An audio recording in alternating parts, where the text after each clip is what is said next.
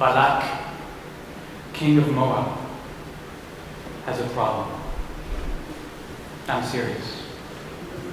I just read it in this week's Torah portion. Balak, king of Moab, has a problem. The problem Balak has is that the Israelites are encamped at the border of his kingdom, ready to pounce, waiting to invade.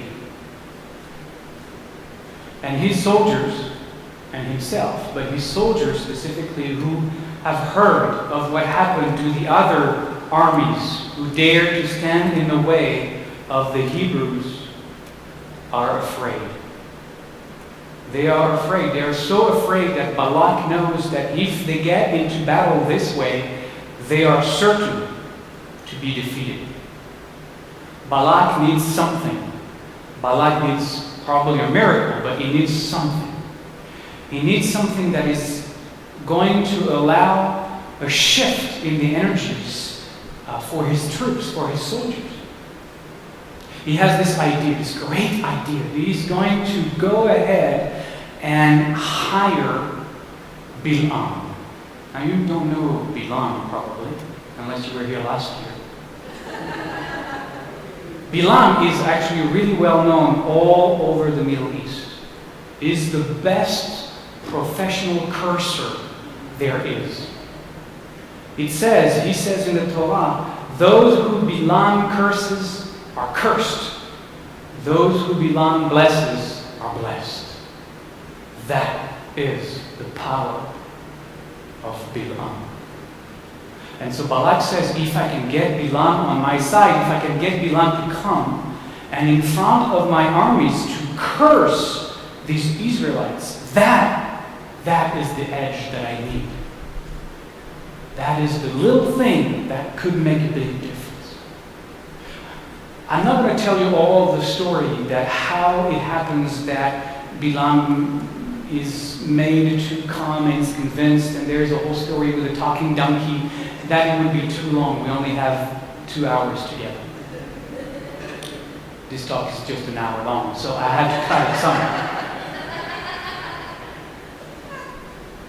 Nonetheless, yada yada yada, Bilam shows up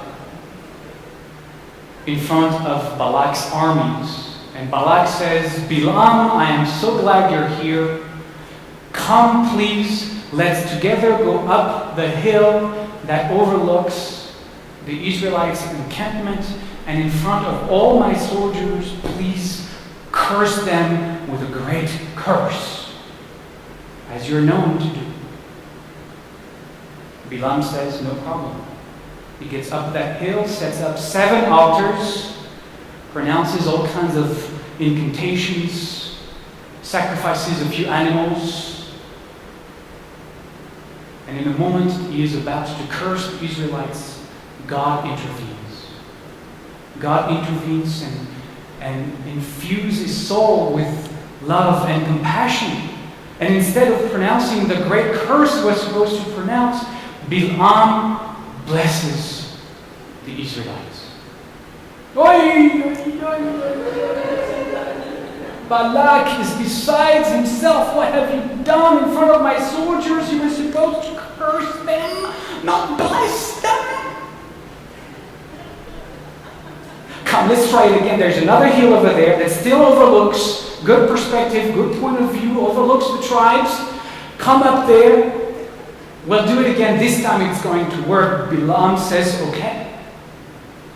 He climbs up the second hill, sets up 7 altars, pronounces all kinds of incantations, sacrifices more animals.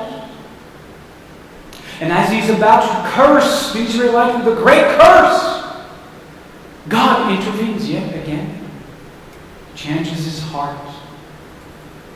He's all flowers inside and he can't help, in the view of the camp laid in front of him, to pronounce words of blessings more beautiful yet than the first words he just uttered on the other hill.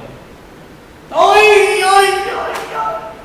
Balak can't stand it.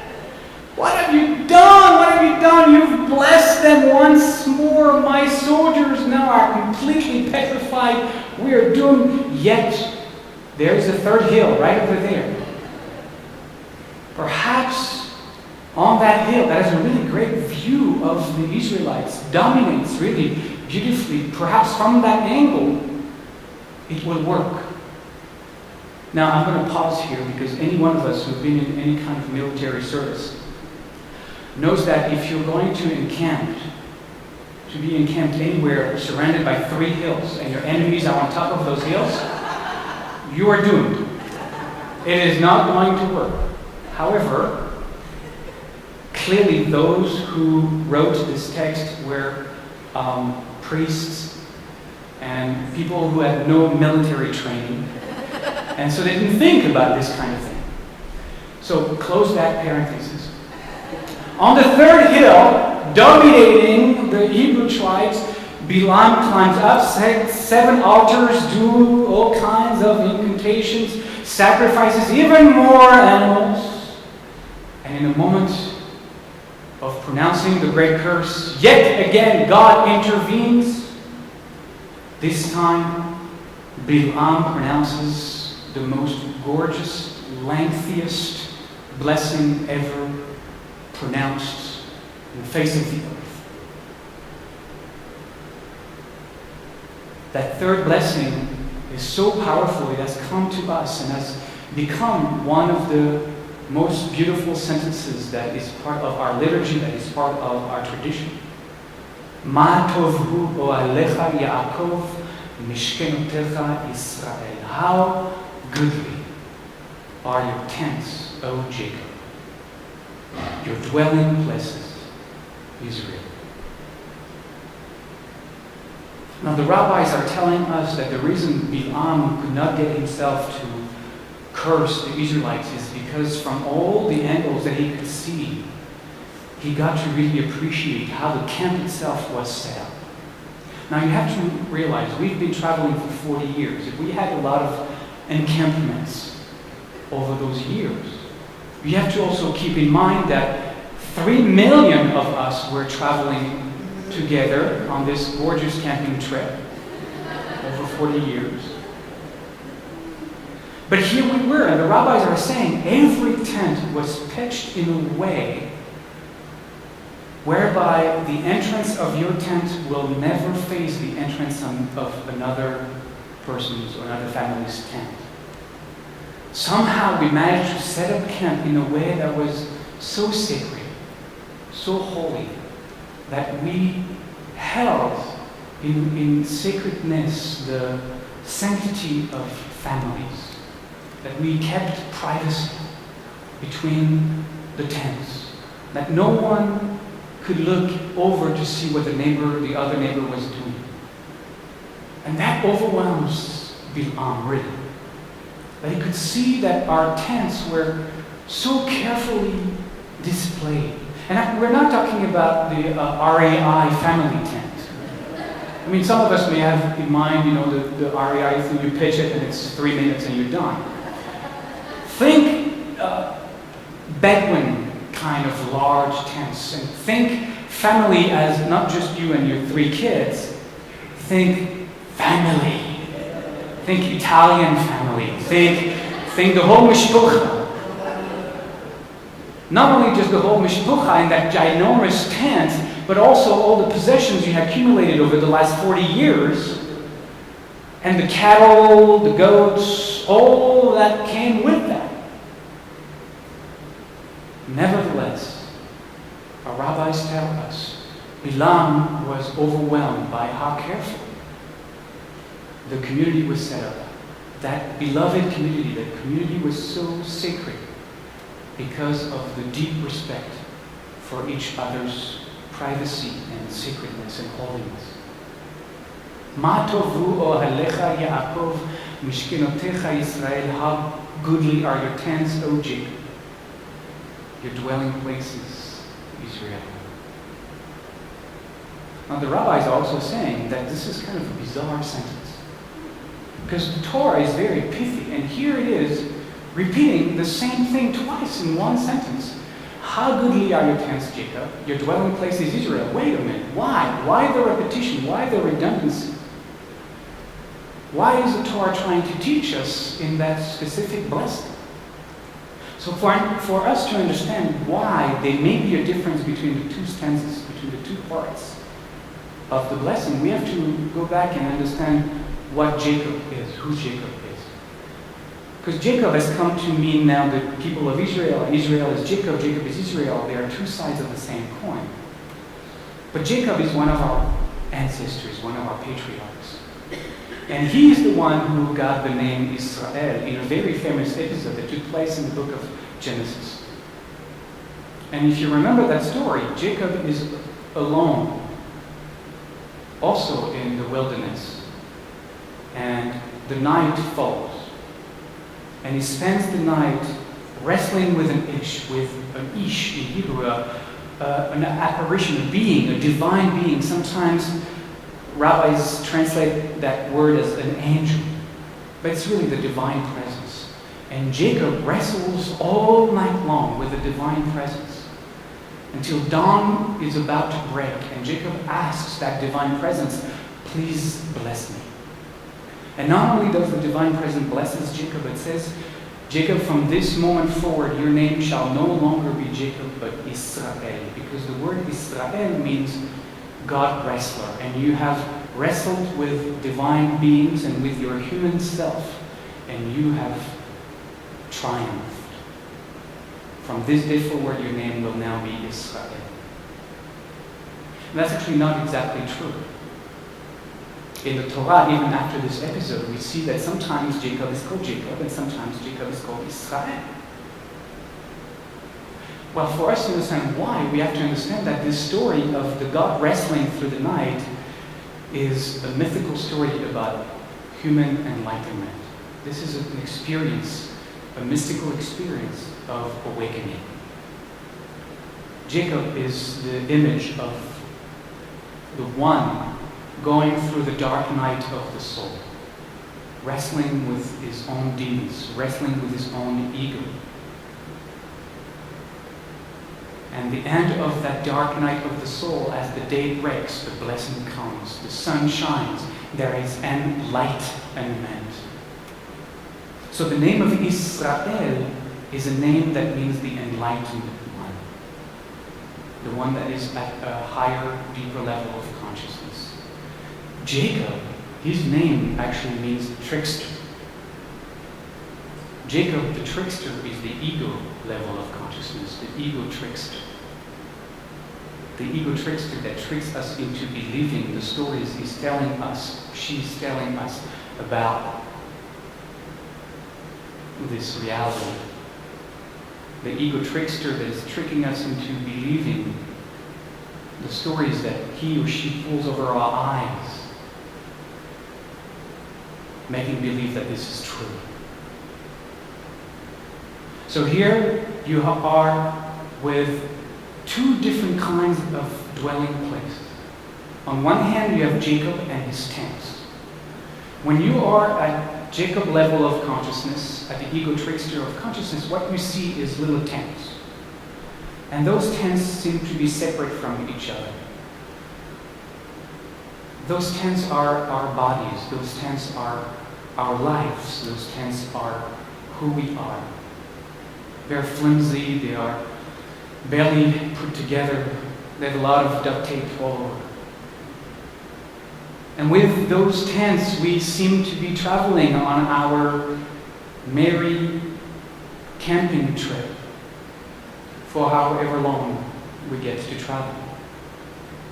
And that's one way of looking at it. But then there's another way.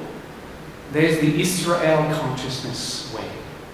And in the Israel consciousness way, you are dwelling in Mishkenotecha. Mishkenotecha Israel. The dwelling places of Israel are called Mishkan. Now the Mishkan, Mishkenotecha is the plural of Mishkan. The Mishkan is the Holy of Holies. That's Israel consciousness. That sees our tents, our bodies, our beings, our lives, not as little tents that always change and always evolve, that sees that the source of it all is the Holy of all holies within all of us. And that's the perspective of Israel. And in the Holy of Holies, there is no separation between the tents. The whole community is displayed as such that it is one. It is respecting each other's sacredness, holiness, and individuality by making it also part of the oneness of it all. And that's the camp as it looks from the Israel consciousness. Now I understand that in all of us are both Jacob and Israel. Sometimes, most often, we live our lives from that ego trickster level, where we see everything as separate, where we try to bigger our tents as big as we can, where we look over the fence and see if the other person's tent is as nice as ours. Perhaps I can put more stuff in my tent. Then my tent will be better than the neighbor's one. It's a consciousness of competition. It's a consciousness that is an upmanshipping. It's a consciousness that is always dissatisfied with what is. That always wants more. And there are times in our life when we glimpse at that Israel consciousness, when we know that the ground of being is the Holy of Holies, and that Holy of Holies is what connects us all. No matter what color our tent is, what size our tent is. And in fact, from that place of consciousness, what's in my tent is yours as much as it is mine. My tent is Su's tent.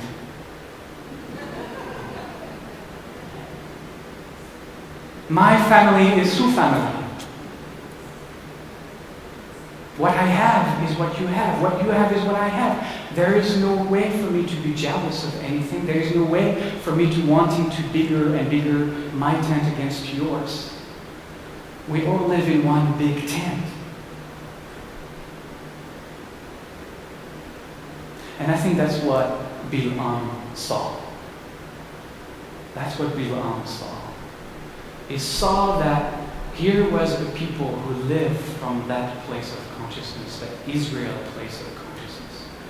He saw that these people were a people of enlightened beings. They were about to enter what's called the Promised Land. The Promised Land is the image of entering the awakened state of mind. And that people was living in that space. Because only from that space can you now look at Jacob and his tent and say, yes, you are part of me. There is no separation between us. The individualism that we are so brainwashed with in our society, in our day. I mean, we're celebrating the Independence Day, right? And I think it's a beautiful thing, and we need to celebrate this country because this country has brought incredible good in this world over the centuries. But perhaps this week, with this Torah portion, we also are called to celebrate our Interdependence Day. The awakening from the Israel consciousness is that interdependence, that interbeing that is being all of us.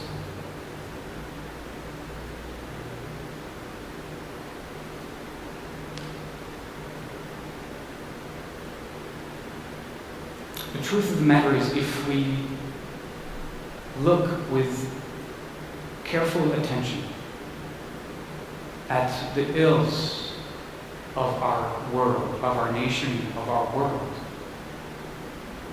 all of them, if you look deep enough, all of them come from this notion of separateness, from this consciousness of individualization, from this consciousness of the other.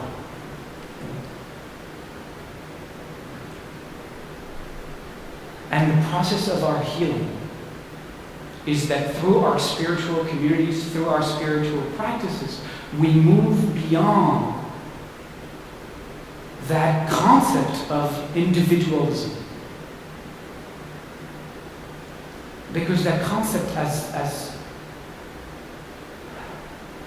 has been overgrown already, has been transcended already.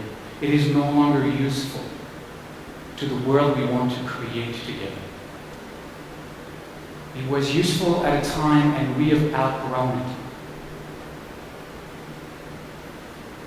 And the camp, the human camp we need to build today is the camp that Bilam blessed.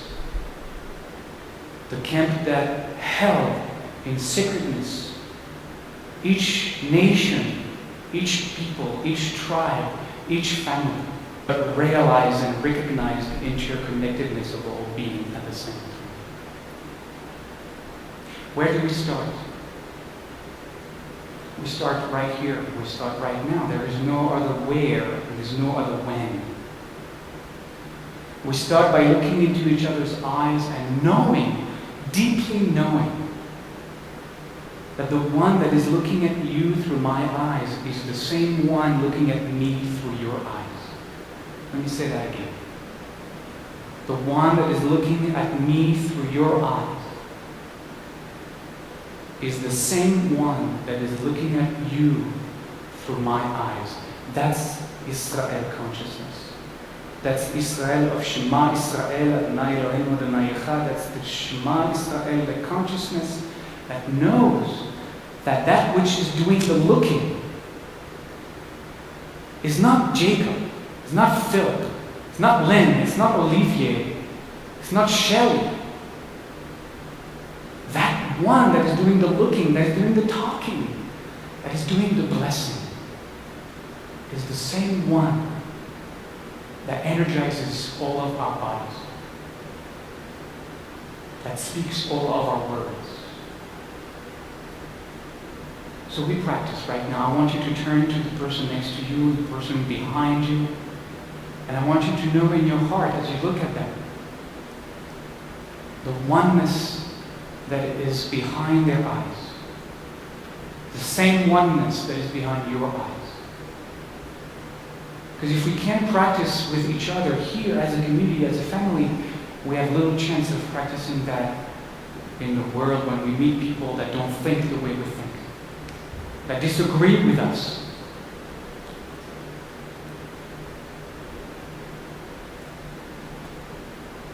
Ma tovu ohalecha Yaakov, mishkenotecha Israel. To look into each other's stance and know the divine presence dwelling within.